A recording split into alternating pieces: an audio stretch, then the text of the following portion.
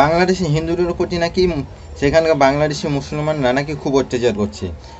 তারা ছাত্ররা যে আন্দোলন করছিল এবং সে আন্দোলনের মাধ্যমে নাকি আবার সেখানকার হিন্দুদের নাকি অত্যাচার করছে, এমনটা দাবি করছে ভারতীয় মিডিয়া দালাল।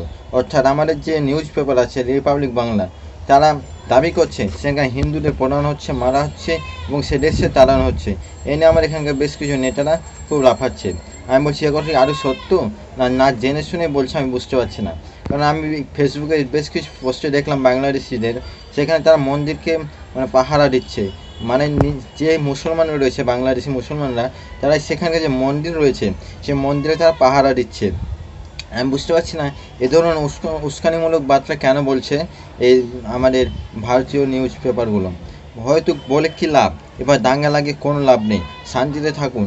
দেখুন এই ধরনের দাঙ্গা লাগালে দুই দেশের মধ্যে একটা সাম্প্রদায়িক দাঙ্গা লাগানোর কোনো দরকারই পড়বে না। কেননা একটা দাঙ্গা লাগানো মানে সব কিছু শেষ হয়ে যাওয়া, তাই মানে একের পর খুন হওয়া এসব পছন্দ নয়, এবং এ ধরন থেকে দূরে থাকা অবশ্যই ভালো।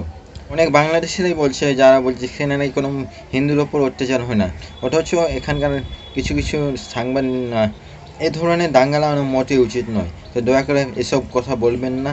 যদি বললে দুই বাংলার খারাপ হয়ে যাবে এবং দাঙ্গা লাগলে দুই দেশেরই লোকের অনেক খারাপ হয়ে যাবে। সো দয়া করে বলছি এ ধরনের সাম্প্রদায়িক দাঙ্গা কখনো লাগানোর চেষ্টা করবেন না।